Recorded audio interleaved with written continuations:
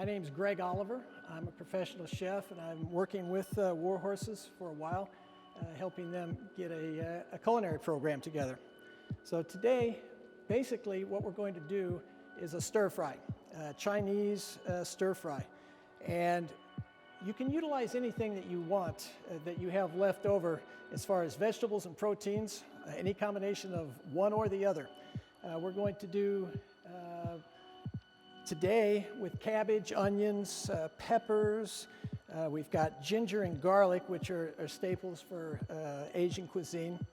We also, because I'm a chef, I like to stock my pantry. I've got Hoisin Sauce.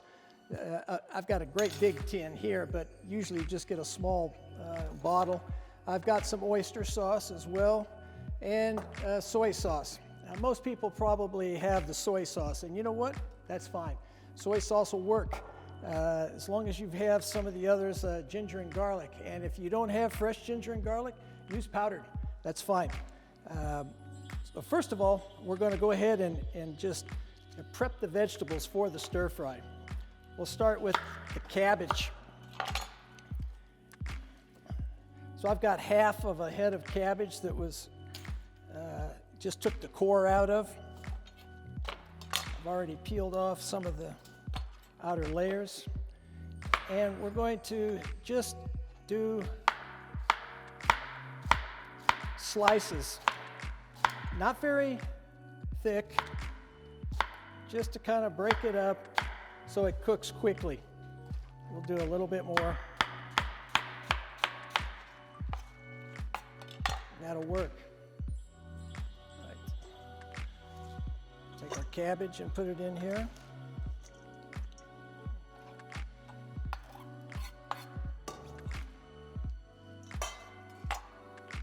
Set that to the side. Now we'll do onions. We're going to go ahead and leave this part of the onion on, the root side. It holds the onion together. We're going to take the other end off, cut it in half. Take off the outer layers.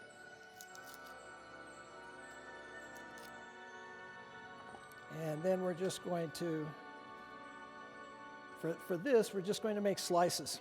So we can just do the slices this direction, or if you want, you can take the back side off and do slices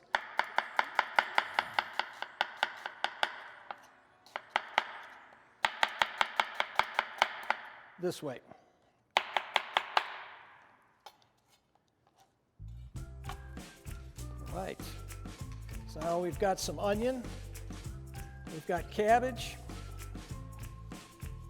and let's do some peppers. So I've got a green pepper. I'm just going to cut the ends off. We can use these ends, but for right now, I'm just going to set them to the side. I'm going to take the middle part out by opening it up and just cutting around in a circle here and get rid of the seeds. We're just going to cut strips once again.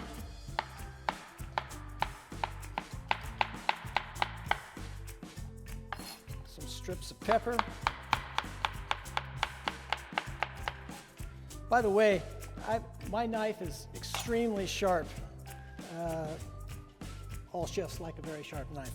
But if your knife isn't sharp, take that pepper and turn it so that the inside is up. Otherwise, a dull knife tends to slide on the pepper on the outside. So if you take it from the inside, it'll grab that flesh much easier and slide right through, even if your knife is dull. Let's put some red pepper in there as well.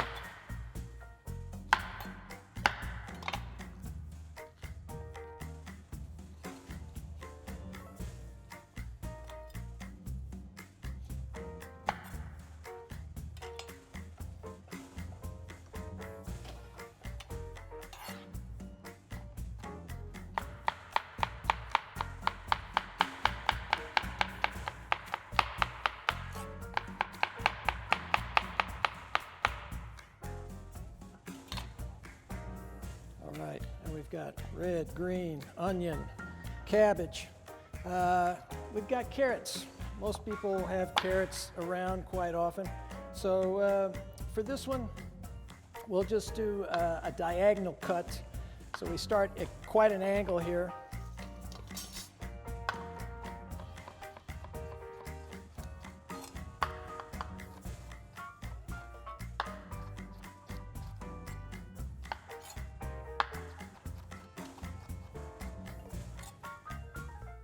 You notice as I'm slicing, tuck your fingers in and let the knife guide up against the flat part. Never put your fingers out or you'll end up taking part of them off eventually. And most of us chefs have done that at one point and said, you know what, I'm not going to do that again. Anyway, now we've got some carrots that we're going to add to this. And I had a few shiitake mushrooms that were fresh, that were in the refrigerator, left over from another project. I want to use those. If you have shiitakes that are dried, you can just rehydrate them in water, and as soon as they're plumped up, then you can slice them. So I'm going to slice these relatively thin because it's fresh and it'll cook quicker.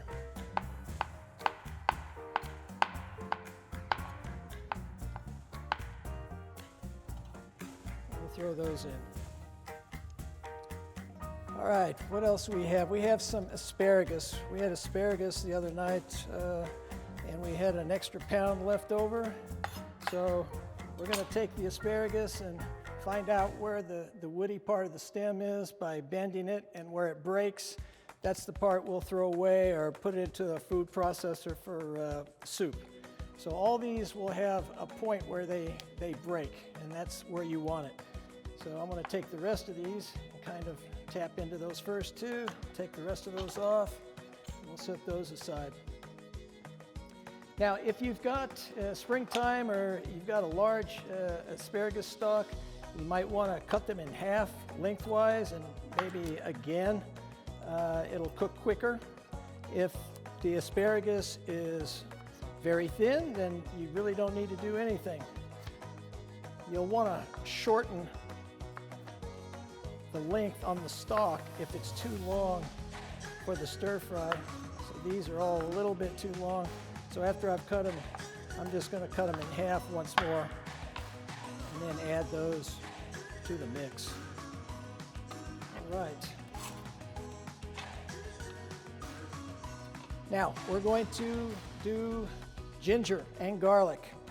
This will be sauteed first. So we take a knob of ginger, and the easiest way, I think, is just, you can take a little piece off the end if you want. I just take a spoon and roughly peel that the outer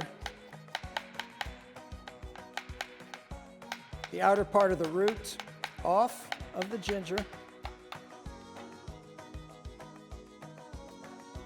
And you're ready to go. Now the ginger can be minced very small, it can be sliced. If it's sliced and you leave it sliced whole, you'll want to keep it fairly thin. And I want just a little bit more. So I'm playing off a little bit more of this.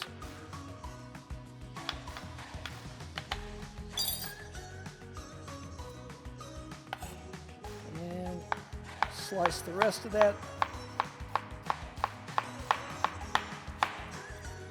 This is a fairly large knob of ginger, and it's fairly thick. So even I could leave these whole slices in there, but I would prefer to take these and actually kind of stack them up and then slice them again into thin strips.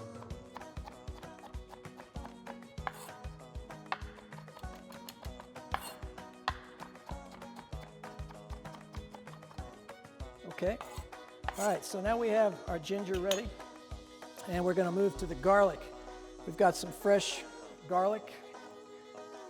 Still has the skin on. Just kind of smash it a little bit with the knife to loosen it up, peel the outer layers off. And once that's cleared off, we'll slice it and use that as the base before we add the other ingredients onto the flat top grill. We're going to slice this garlic real thin.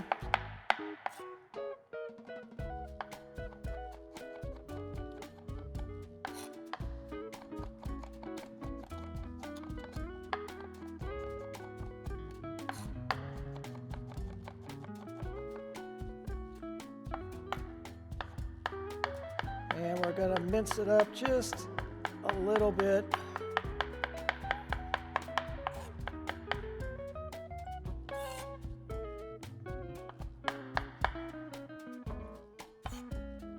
Today we're going to do two different proteins for this. We're going to do beef and we're going to do chicken. We're going to start with the beef. I had some leftover skirt steak that was from Mexican the other night. And we've got one piece left. It's a little bit long, so I'll cut that in half. It's already a thin piece. Just remember to always, the grain is going this direction. So we want to cut across the grain and just cut as thin as your knife will allow pieces. And then we're going to, because this meat is a little tougher. That's the other reason to cut it very thin and to always go across the grain. We're going to throw it into a little baggie with some marinade in it for a few minutes to not only give it flavor, but to help tenderize it a little bit. So we're getting... Now, I'm not going to actually salt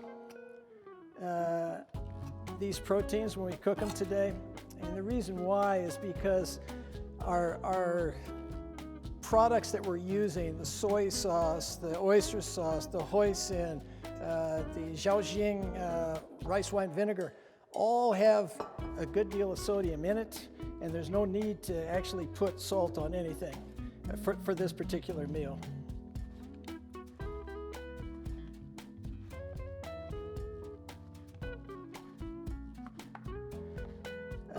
Around our household, we eat a lot of tofu. I particularly like the tofu that's 5-spice. It's a very firm, looks dark on the outside. You find it at the Chinese market, but any tofu will work if you want to add a vegetarian option to get your protein.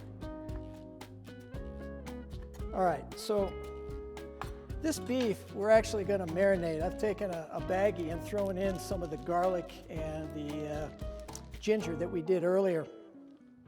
And I'm going to put the beef in the baggie. Then I'm going to take some soy sauce and add a little bit of soy sauce in there. And then I'm going to take this Chinese rice wine, this Zhaoxing, and put a little bit in there. And that'll help to hasten the marinade and tenderize the meat, even though it's only a few minutes, maybe 15 minutes or so that we're going to leave this in here.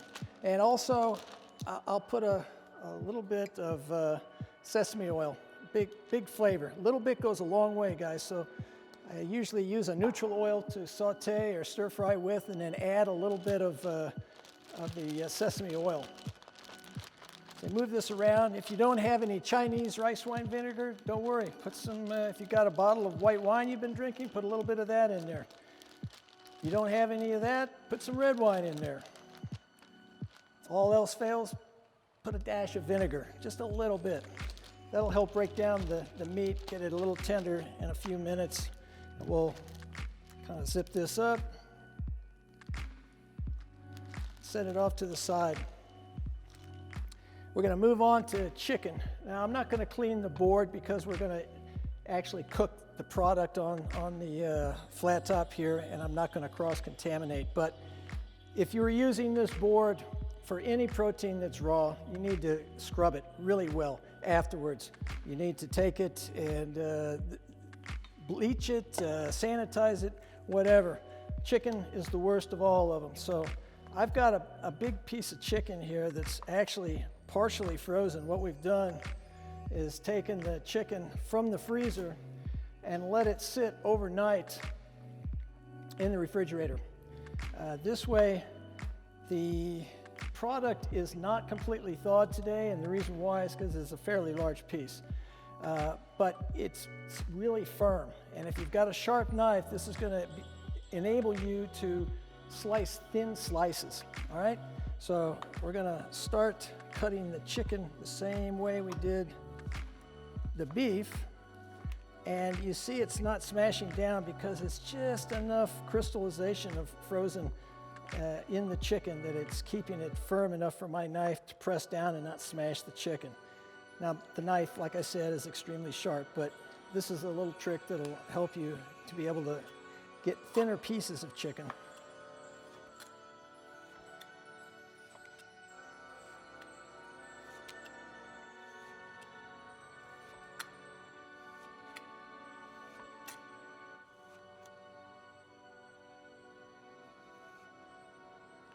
So you can see each one of these pieces is relatively thin. It'll help it cook very quick.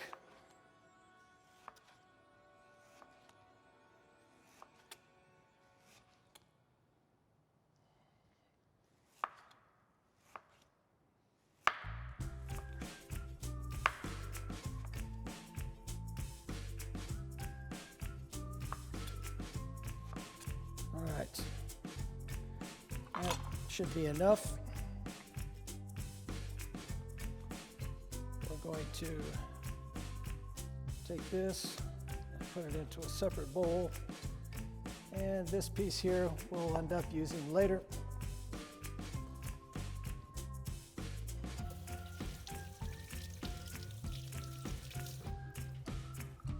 All right, so cutting board's going to go into the sink and get cleaned. The knife's going to get cleaned. In the meantime, we're going to get ready to do our sauce, which you don't have to make a sauce, but we're going to make a sauce, and I'll show you how to make this sauce. And I'll also show you how to do it without any sauce that you could put on later, just putting the soy sauce onto the grill. We'll talk about the rice real quick first. I've got some rice today. It's just a short grain rice. Any short or medium grain rice is what we're looking for this particular cuisine. What we want to do, and what I've already done, is taken the rice and I've rinsed it over and over in the sink until all of the starch runs clean. So the water that's coming through it will be clean, it's ready to go. I've taken 2 cups of this short grain rice to 2.5 cups of water and a pinch of salt. And basically all I'm going to do is put that into the water, turn it on, and when it comes to a boil, I'm going to turn it down to a simmer and let it stay for 13 minutes. At the end of 13 minutes, I'm going to pull it off completely off the stove, keep the lid on, and I'll time it for another 10 minutes. At that point, I will take the lid off and stir it a little bit, let some of the steam release before we actually use it. Besides rice, we had some pasta the other day left over, so we cooked up a little bit more to add to it. And this is linguine, and you can make lo mein out of this, so we'll do a stir-fry lo mein, and we'll just do stir-fry and rice. So we have either or option today. All right, so we get this rice moving along here. I've got it on. I'm going to try to bring it up to a boil here. I've got a timer that I'll set for 13 minutes. In the meantime, as soon as that boils, I'll set the timer to start, and we'll start on some sauce. A basic sauce, once again, we had the garlic and ginger, and we're going to throw a little bit of that into the saucepan. I'll save the rest for the stir fry. And I am going to take a little bit of oil. I've got some canola oil in this cup. I'm going to add just a little bit of oil to that to turn on and saute.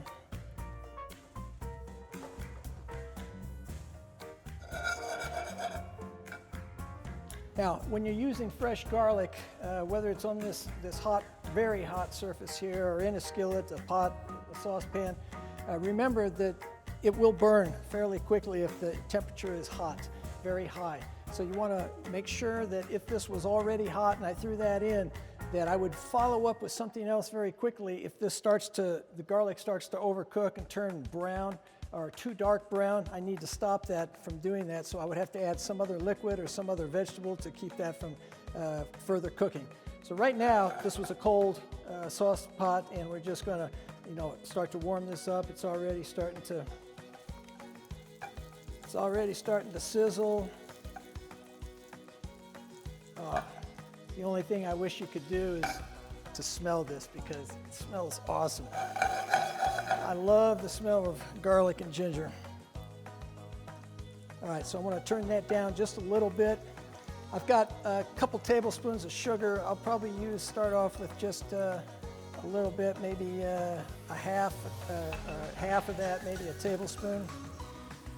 Let that steep for just a second. Now I'll put a little bit of water in the pan.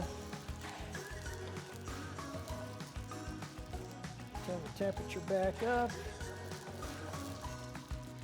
I've made a cornstarch slurry. And what that means is basically I've taken this little container here. There's probably 3 or 4 tablespoons of cornstarch and a little less than that in water. You put the cornstarch in and you can move it around. Actually, it's fun to do with your fingers, to move it around to find out just how much liquid it takes to make the cornstarch turn into a real thick, movable paste. And at that point, it's about where you want it. You don't want to get too much water in it, otherwise it just kind of defeats the purpose. All right, so our rice has reached its full temperature. We're going to turn it all the way down. And we are going to turn the timer on. And it's working for 13 minutes. All right, this is boiling well. What I want to do now is add the flavorings to this. So earlier I took a little bit of oyster sauce. So I'll take about 2 tablespoons here, throw that in. Throw another couple tablespoons, maybe 3, of Hoisin sauce. And then some soy sauce. And I'll put in maybe half a cup, maybe a little less. And we're going to stir that around just to incorporate it.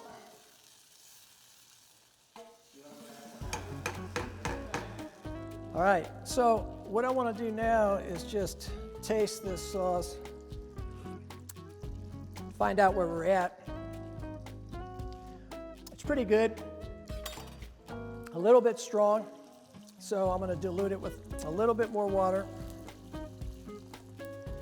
maybe another 1/4 cup. Then I'm going to take the cornstarch slurry that I had, move it around, because if it sits for a while, all the cornstarch will go to the bottom of the liquid. Once it's incorporated again, then I gently just drizzle a little bit in. It'll become kind of opaque. As soon as that opaqueness leaves and it starts to clear, you'll see it start to thicken. Find out how far it's thickened as to how much more you want to add. And right now it's not as thick as we want, so we're going to add a little bit more. Oh man, it smells good.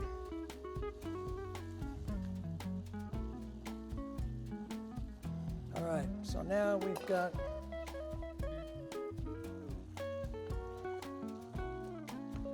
some nice stir-fry sauce. We're just going to set that off to the side. Turn that off. Our rice is still cooking. We're going to go straight into stir fry. So the first thing I'm going to do is we've got our veggies. We'll go ahead and we'll go ahead and do our meats first. We'll do the chicken first, and I'll take that. I've got a little oil left here. Put it onto the flat top.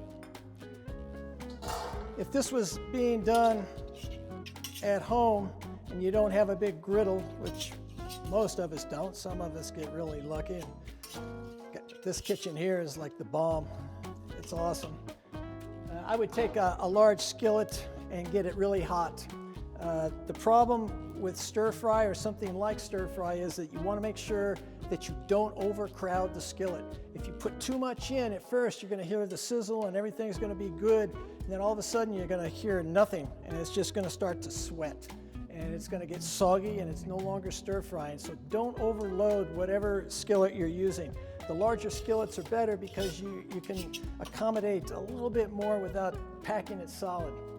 Okay, so we're going to put on chicken.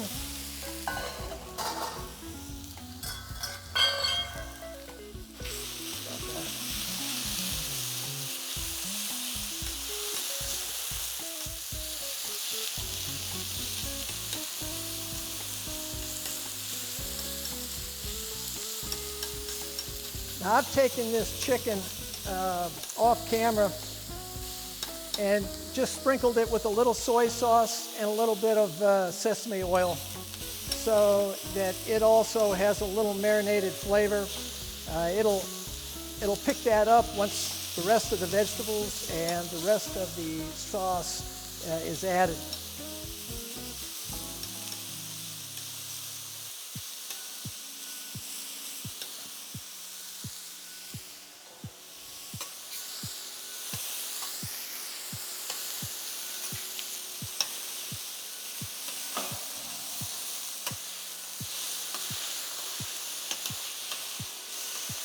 It is chicken, so we want to make sure it's cooked all the way through. It's very thin, so that doesn't take long, and we're already there. So I am going to take that chicken, set it off to the side.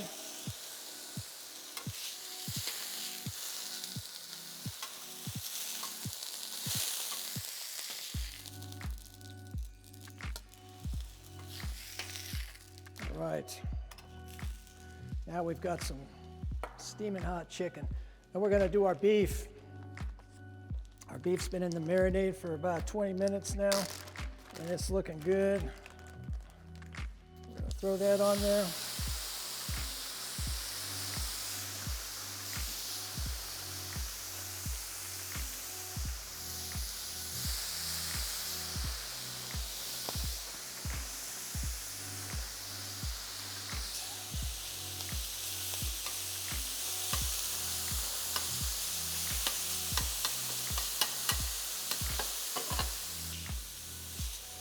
All right, we've got beef.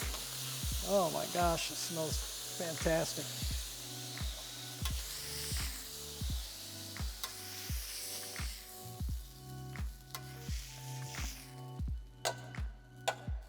All right, set that off to the side. Now we're gonna do our veggies. I'm gonna add just a dash more oil here. And we are going to rock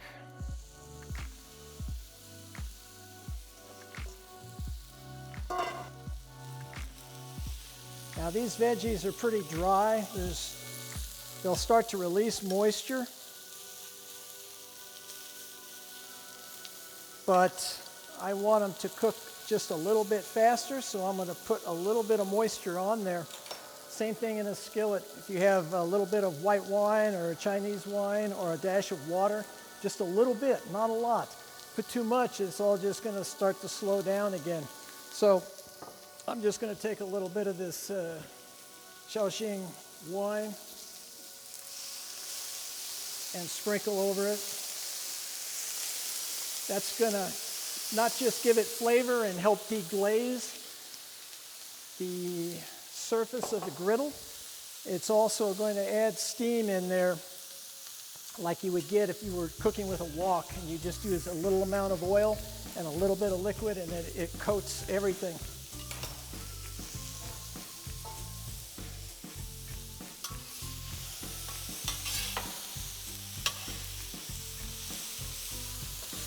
All right, I'm going to take the garlic and ginger that we had chopped up, put it in a little area here. I'm going to take some sesame oil, drizzle a little bit on the stir fry and a little bit onto the ginger and garlic. I'll watch this ginger and garlic, move this around a little bit.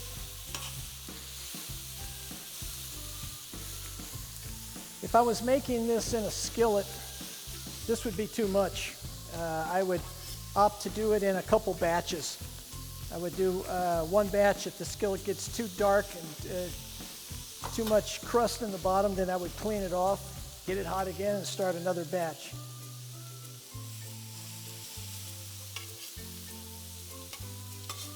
All right, the garlic is starting to get browned a little bit, and the vegetables are starting to brown up really nice. By the way, this griddle is cranked up to 450 degrees, and it's a thermostatic controlled griddle, so it stays as hot as it can to reach that temperature. If you have like a big cast iron flat griddle, they work well too. Just be careful that you regulate the heat if you're using the gas itself. This is self-regulating. All right, ginger and garlic is nicely browned, so I'm going to mix it into the veggies.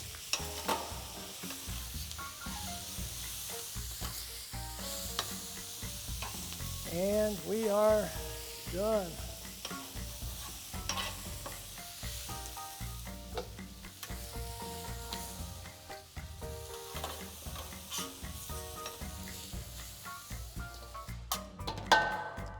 All right. So we've got our stir-fry veggies, our stir-fry chicken, and our stir-fry beef. We can make any combination thereof that we want.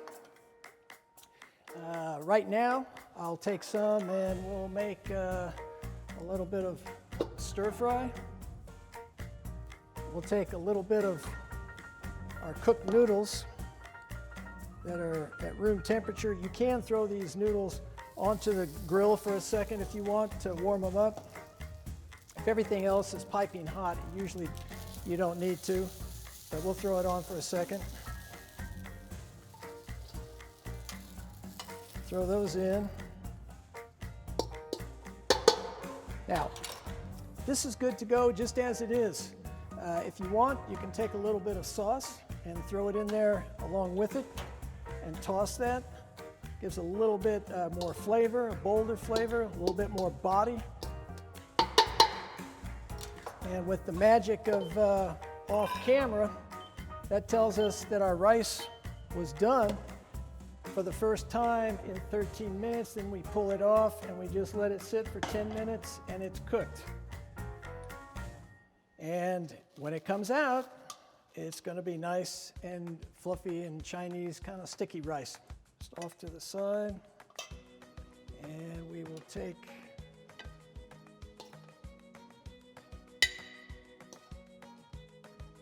a little bit of stir fry, just plain, a little bit of beef lo mein and stir fry noodles. We have a nice plate here.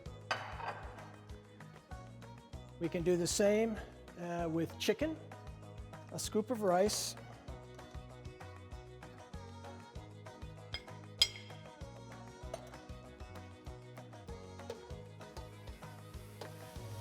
move this around.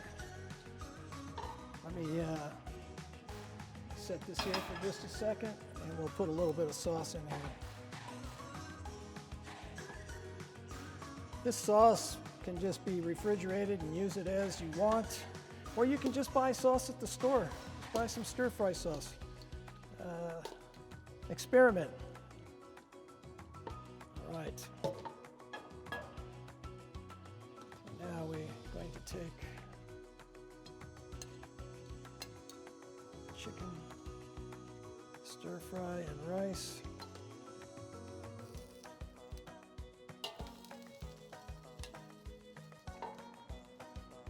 And our plate.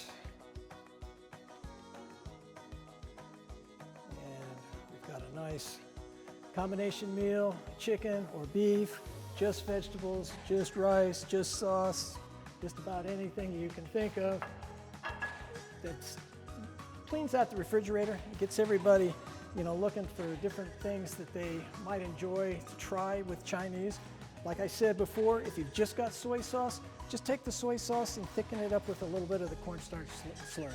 And that way you can go on to add sauce to almost anything you want to make it Asian flavor.